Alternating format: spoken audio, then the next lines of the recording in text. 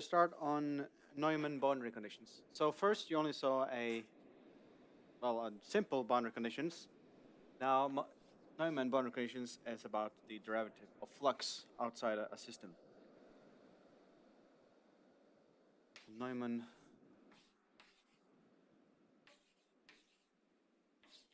boundary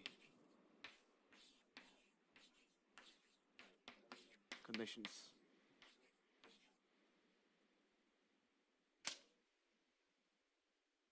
So what we're doing here is applying boundary conditions on the normal derivative of our domain or region. Again, y, x. We're working side r. We will have different normals on each side. Here, a normal there, there, and a normal at the bottom. So basically, Neumann boundary conditions state derivative with respect to this boundary condition, now with this boundary normal, is some kind of function of xy. So physically, this means restricting the flux or the amount of stuff flowing out or in of a system. For instance, how much heat or fluid or pressure is going through this system. You can model that with Neumann boundary condition. So, an example, look at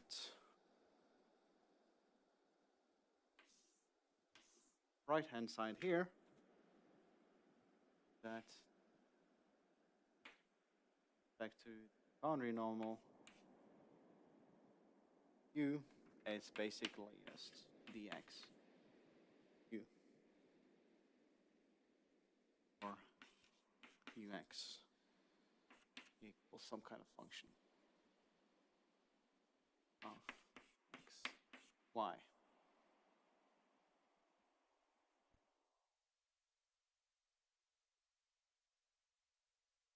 Instead of looking at, so yeah, this x is evaluated at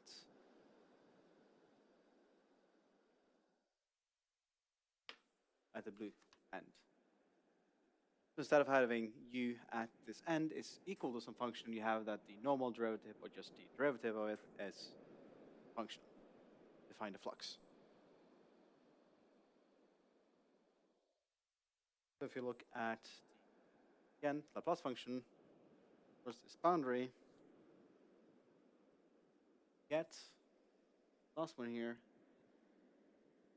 n, that is u. 1, j, 1, we should got j, n, j, 1, j, minus 1, minus 4, 2, j, function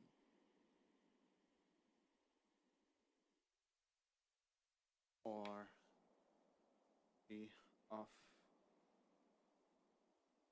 x n y j. Does that make sense?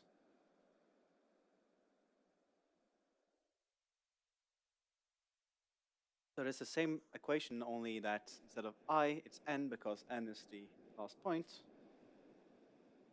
Problem here is that we don't know what this value of what value here is. we have to define this value from the Neumann boundary conditions.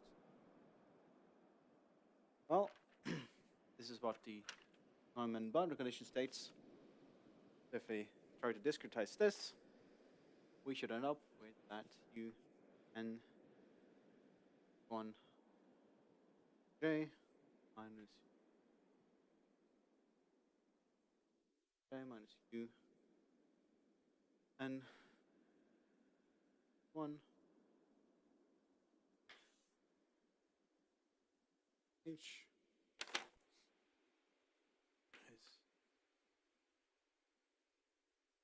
j,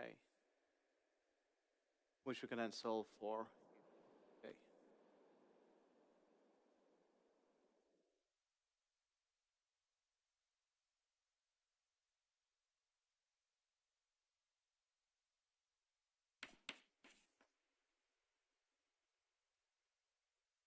Plus j equal to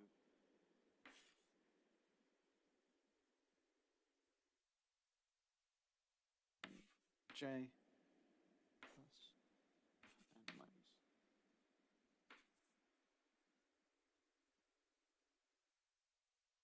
And again, this can be different depending on how you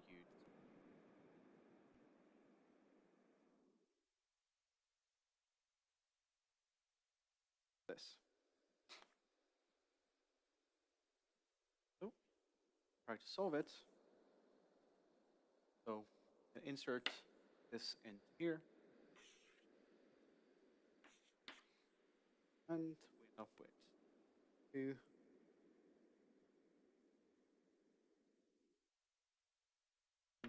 j plus 2 of these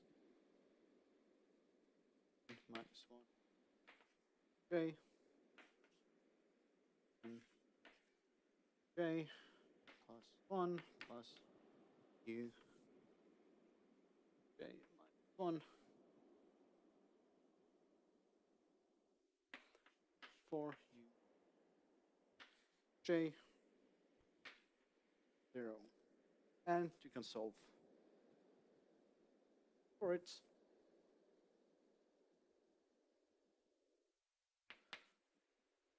J plus j plus 1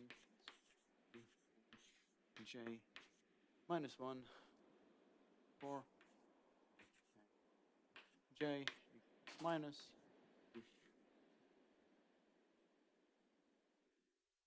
h g j.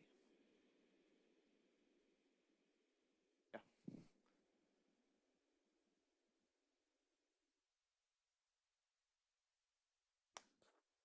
And again, we get stencils.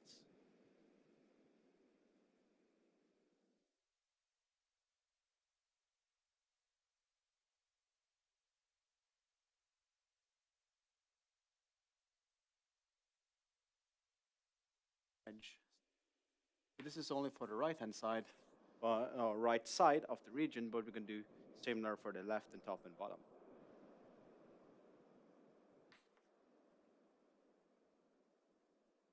The right one first.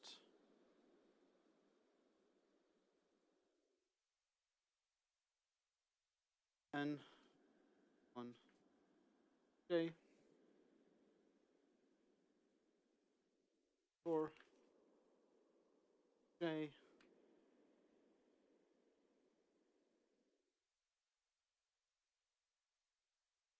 1 down here, 2 j 1. Of course,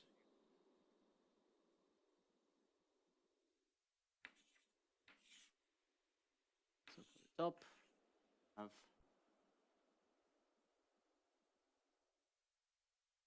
u I m minus 1 for m amount of top for I m I 1 m I 1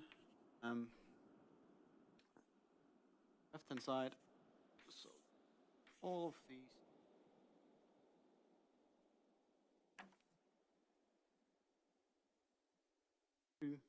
J, if you start 1 minus 1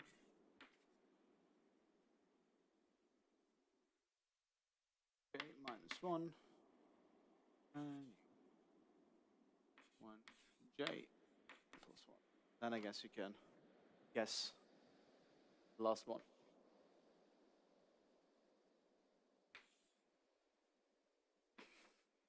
Bottom one. So this is 2, U,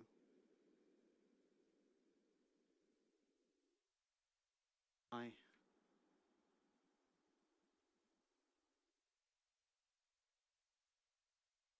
U, 1, 1, minus 4, 1, and U, I.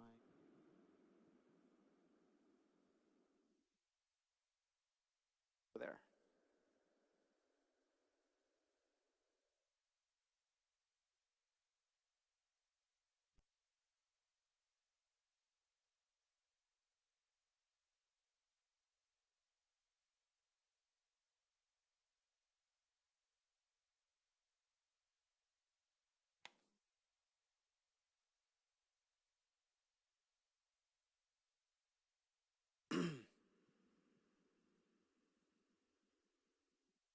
Fairly straightforward. So we have to solve this for all of the different boundary conditions. Over that. And next, I'll try to, well, crystallize the idea I had with iterative or just grids going through the equation, solving it grid for grid.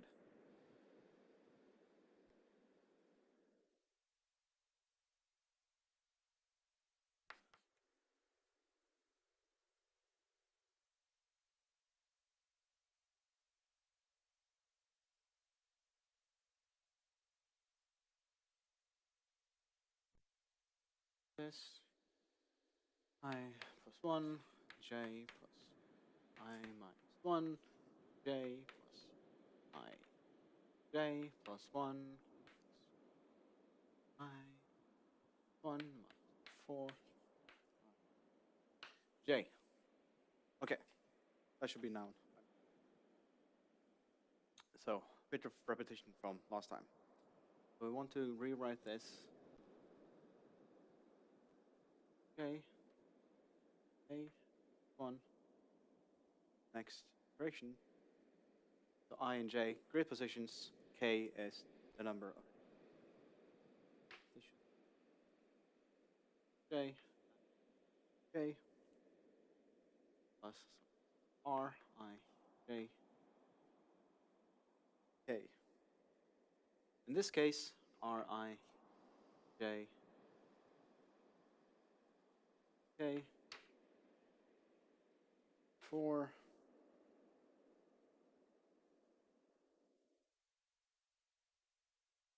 one, k, minus 1, j, k, bored of writing this I, j stuff. That's me. It's u, I, j plus 1, but this time minus 4, u, I, j.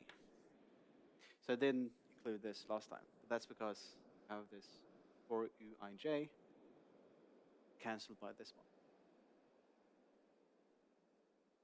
But written on this,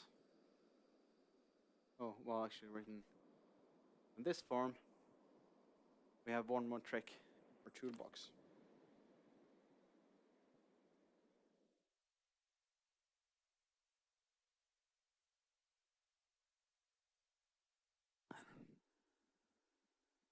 There we see that if we have arrived at the solution as R, there's going to be the rest value. So if the norm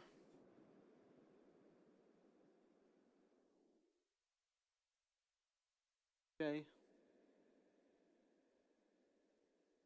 Okay. Value. Less than something. Done.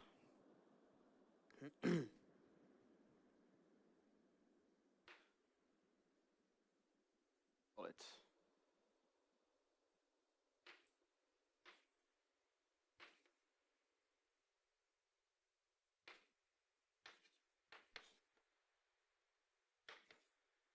Or actually, carry on. So if this update is below some kind of threshold, then we stop. So there we have your break condition or stop condition inside more formalized version. But some clever guys also noticed that you can modify this.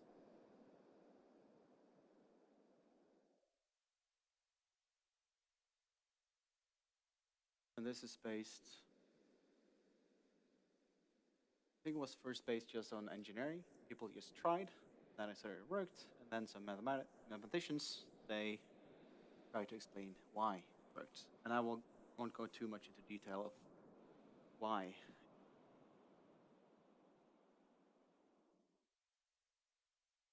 Write this. Excessive over-relaxation.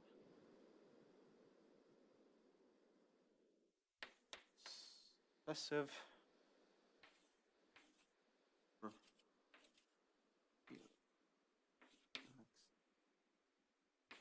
relaxation. Or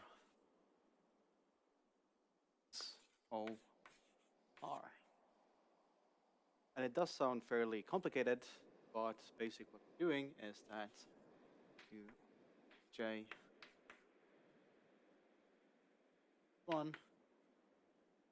Uij K omega Ri K.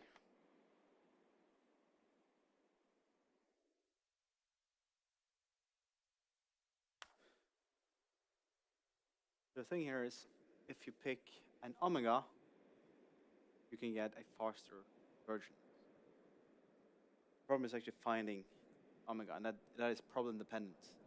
You can take a look at this A matrix that we had earlier and look at the eigenvalues and use that to estimate this omega.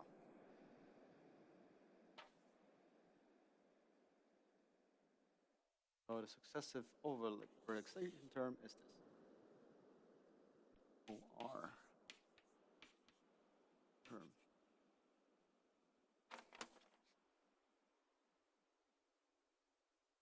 Omega problem dependent.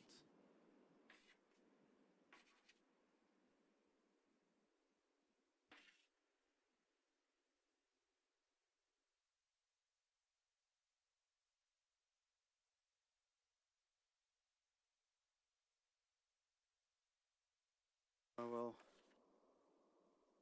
skip some of the details there, because it's not really that important. But if you are interested, please take a look in the book or ask me. It's based on calculating, as I said, eigenvalues of this A matrix we had earlier. But it looks like complicated math, and usually it's not really that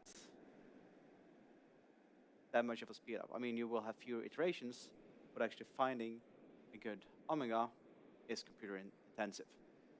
But you can just also guess. Just try a number and see if this gets you a better result.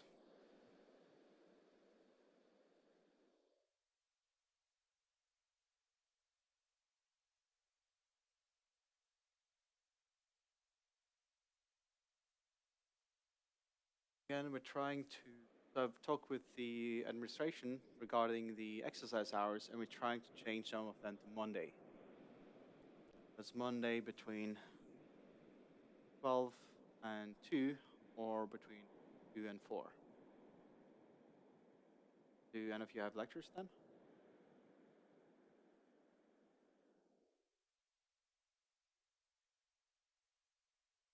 So I mean, it has to be 2 to 4.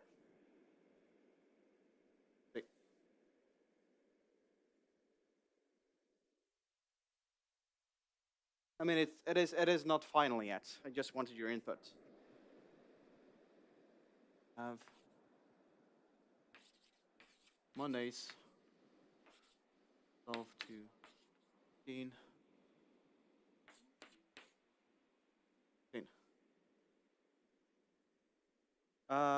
Because it was Thursday or Tuesday that didn't work for some of you? Because Tuesday doesn't work for some of you and Thursday doesn't work for someone else of you. And when I asked the administration, she came up with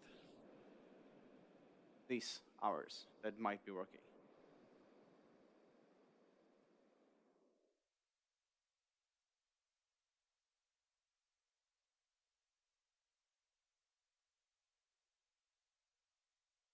Okay, so then it doesn't work.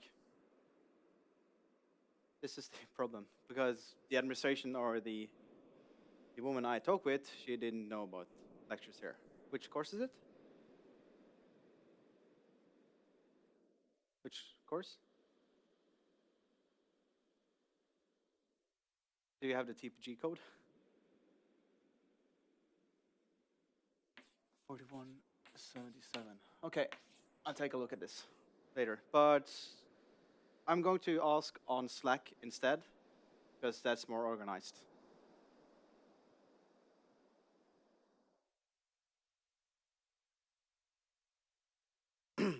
And also, there's going to be a meeting in the reference group on Friday. So if you have any feedback, it will be good if you try to contact them. So we'll try to resolve this for Friday. Yeah.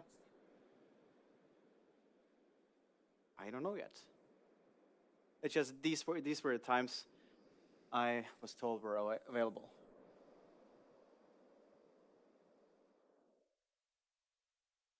I don't know yet. It's just these were available. So we'll have to figure it out. I'll try to make a poll, and then we'll see which one is suitable for most of you. So in a couple of hours, I will post a poll on Slack and try to answer it. Because it also has to fit the schedule of the student assistants.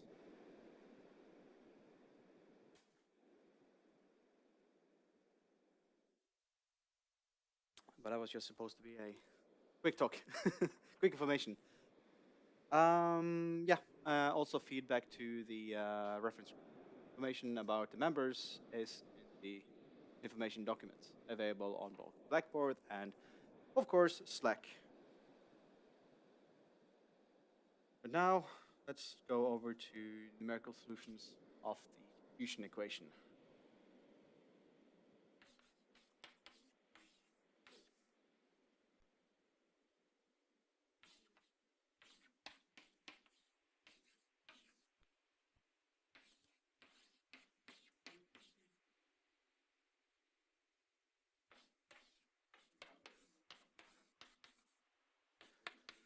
Diffusion.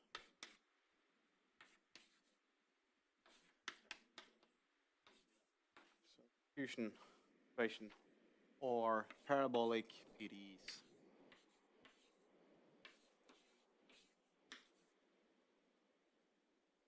Parabolic PDEs. So, general, focus. So in general, this is instead of a steady state as the Laplace, here we have more stuff going on. Well, most of them have steady states in the end, but that's a different topic. So, U of t, x of t, so this is the one-dimensional diffusion or heat or pressure, well, simple pressure equation, some kind of kappa x u xx. Again, we'll say that x is on the domain from 0 to a, and this kappa is called the diffusion coefficients. That could also be heat capacity if you're heating up a pizza. No, I call it, yeah, diffusion. Diffusion.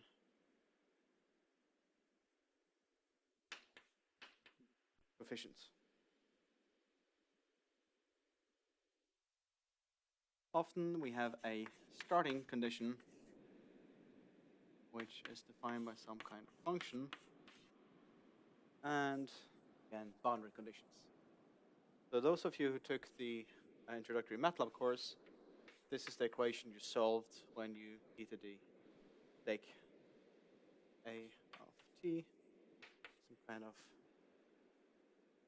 BL, and this R T, or just some constant C1, constant Q.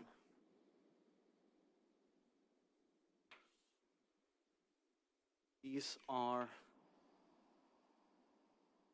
boundary conditions.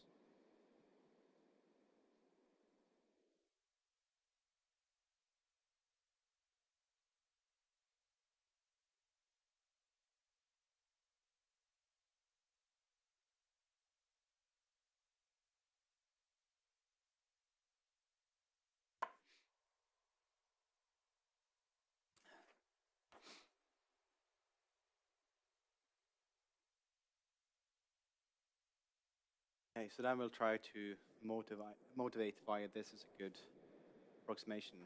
Well, why this? Why this diffusion? Physical.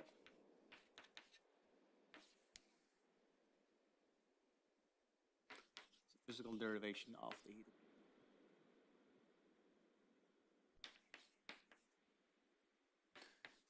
So, if with about heat or diffusion, I'm going to use those terms interchangeably. Q and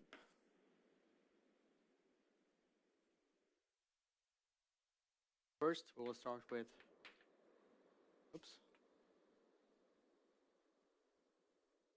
fix.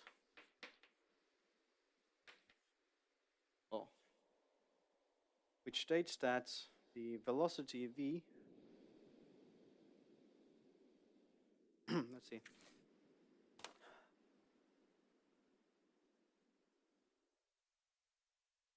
the velocity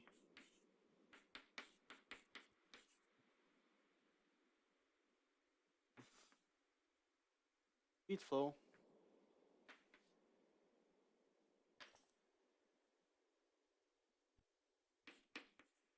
medium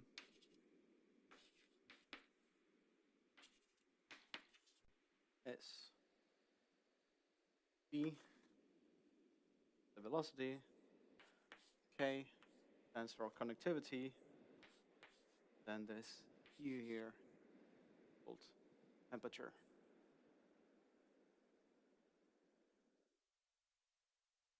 Okay, that is conductivity, T, and U, temperature.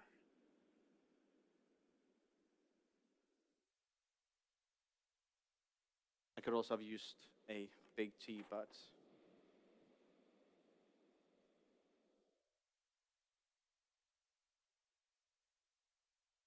then it is K. That's a function of space, and U is a function of space-time. K equals X vector, and U equals of T, as temperature changes. Okay, then we'll start with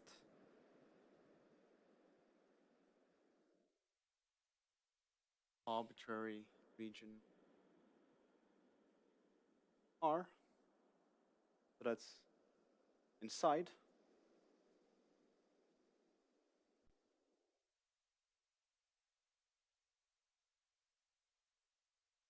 Then we will call the surface omega. So R is a region inside, omega in the plane. R here is two-dimensional, omega just one-dimensional, boundary. And on this boundary, we'll have plenty of boundary normals. Being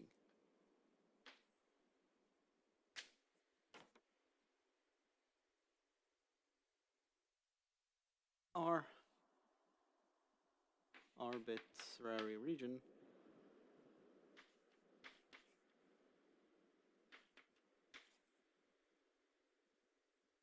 omega, that's the boundary. Yep.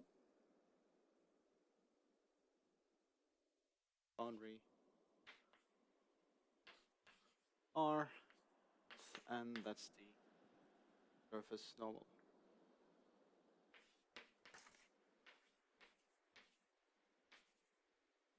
Pointing out of it.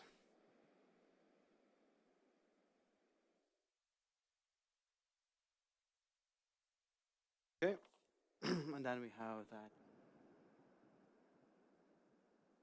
amount of heat escaping this region.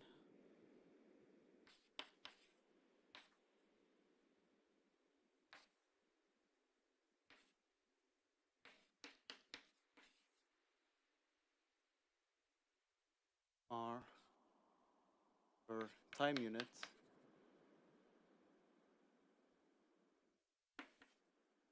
is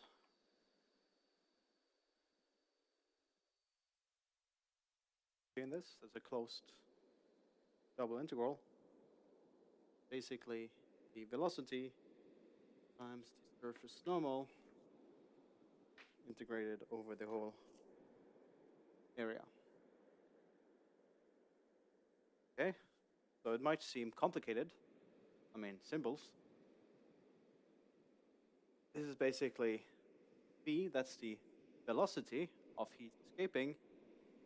N is just the surface normal, and dA is this whole, this area of this region. So basically just tells us how much heat is escaping per time unit. Oh yeah, sorry, and this is it over or boundary R.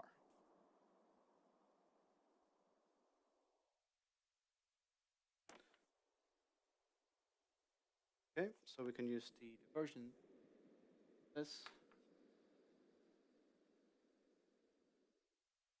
back to math 2, I think.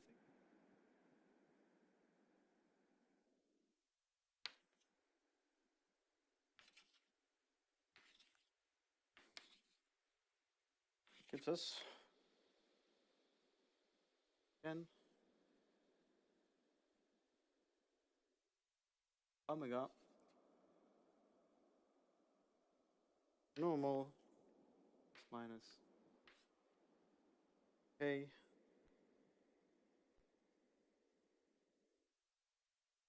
we'll assume that k is constant by the integral. If we look at a small enough region, then k is going to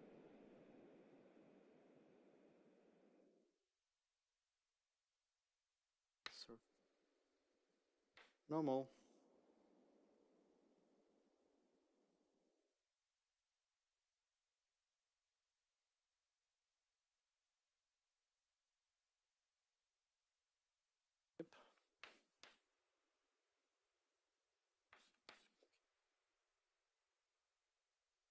volume for R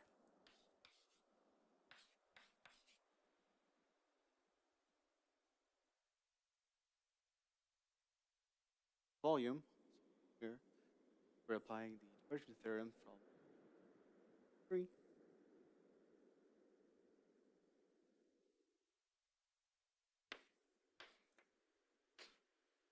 Okay.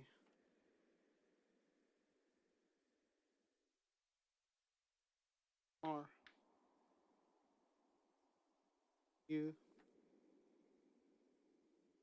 V.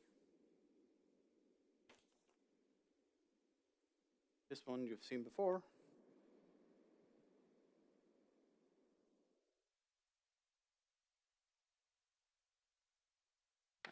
X, Y, Y, U, Z, Z.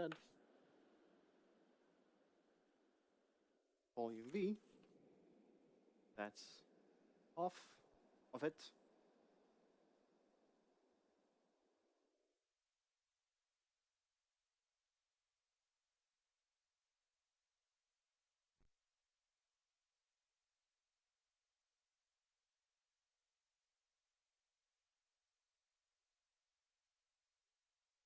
So now we're doing it general in 3 dimensions, but it's easy to boil down to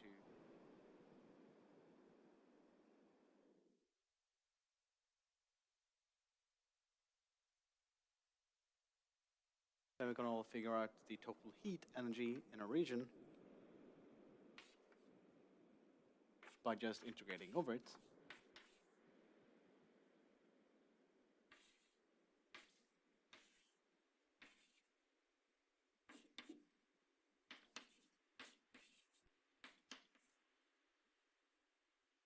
H be the heat energy again volume integral. I'll get back to defining the symbols. Q. Here we have that sigma. That's the heat capacity.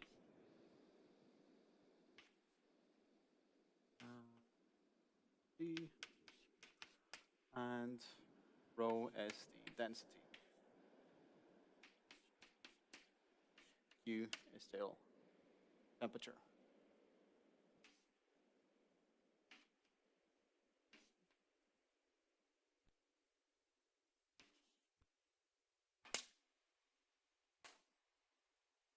This is basically, I mean, it might look complicated, but basically it says that, oh, I can spell, city. This basically tells us that if we know the heat capacity inside our region and the density of our region and also the temperature there, we know how much energy is, or heat energy is contained within this region. Okay, and then we can use this something. We can look at the change in heat over time. So the equation over here, that's the amount of heat escaping per time unit, for instance, per second or per unit time.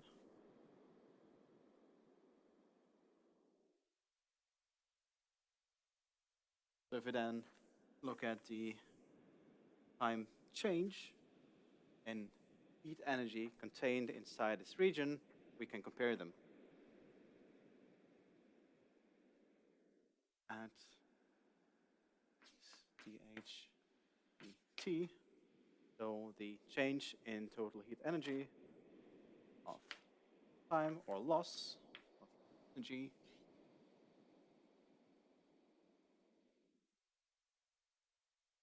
R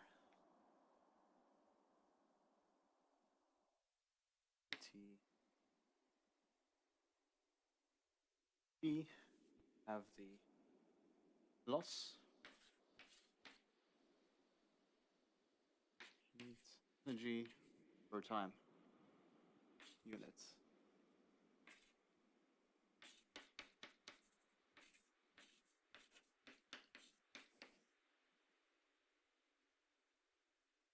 So the loss of heat energy per time must equal the heat escaping. Does that make sense?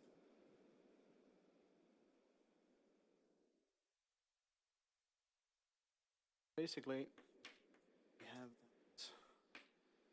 that dt H.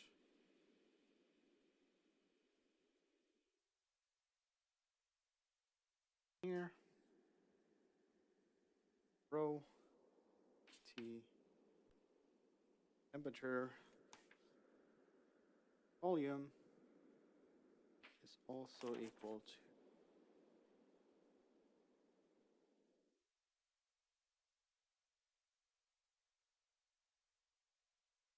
R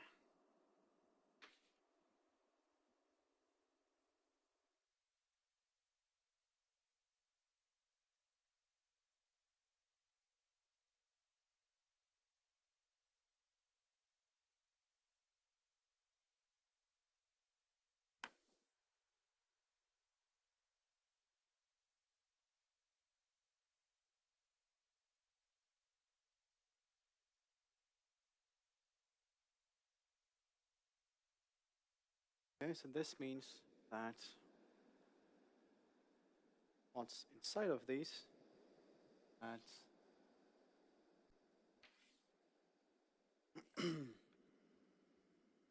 region BTU K rho U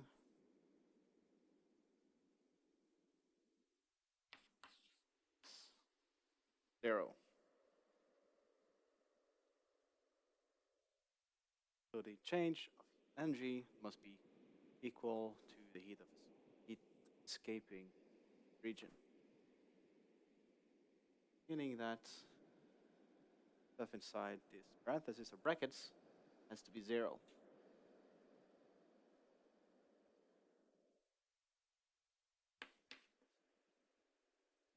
So we'll now put U K for rho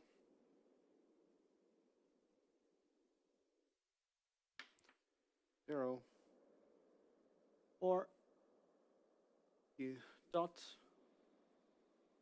4 equals kappa del squared of U, where this kappa equals K sigma O.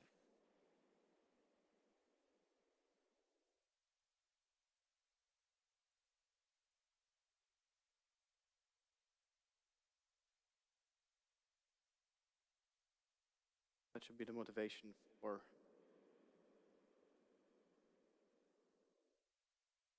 wondering if I should quick example.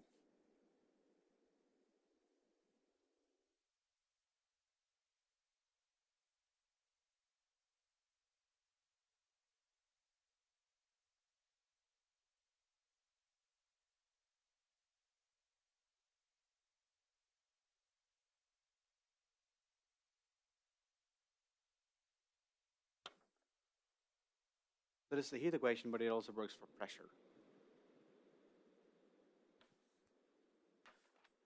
So quick and dirty, if we have one-dimensional, well, x equals 0, L to be the projection point.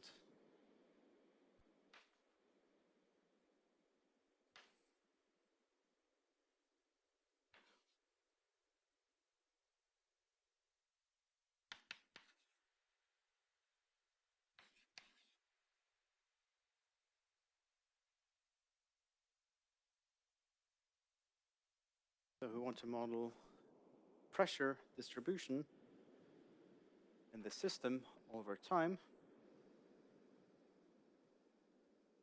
We have to solve equation P alpha x. Alpha is so-called flowability, or how easily the pressure develops along this, well,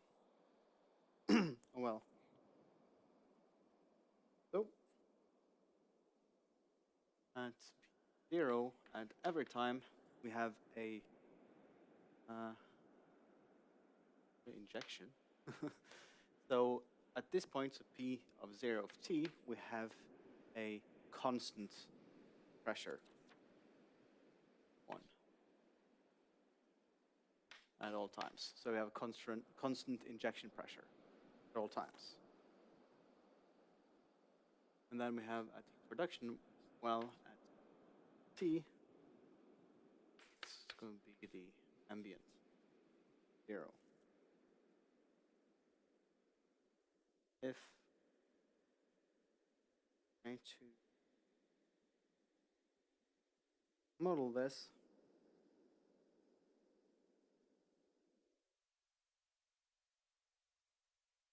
0 is going to be down there.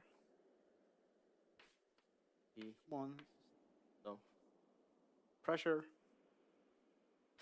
X. So at the absolute first time step, you will have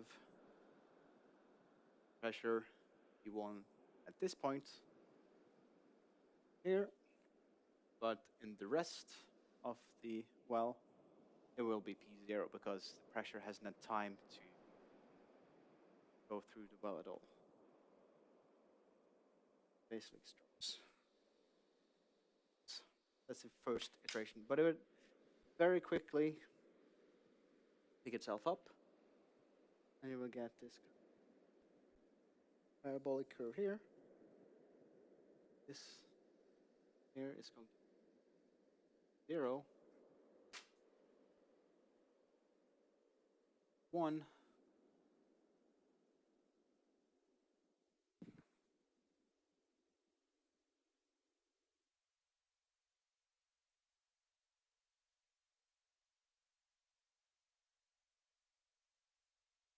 2, higher, and then you will, in the end, equilibrium.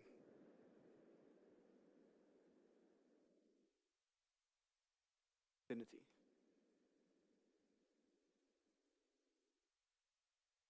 So observations from this pressure will gradually creep. So it will start like this because that's how you define your problem. And then it would quickly creep up like this, and then will gradually creep through the system. And the amount of creep is determined by the flowability. And then at the end, at time infinity, you will have a steady state of pressure. It's going to be this straight line, the infinity.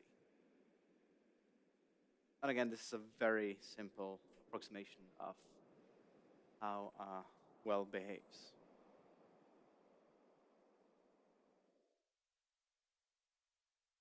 Have any of you used this equation in production? Yeah? Testing? You used it? Yes, okay. It's on me. Yeah, that's this.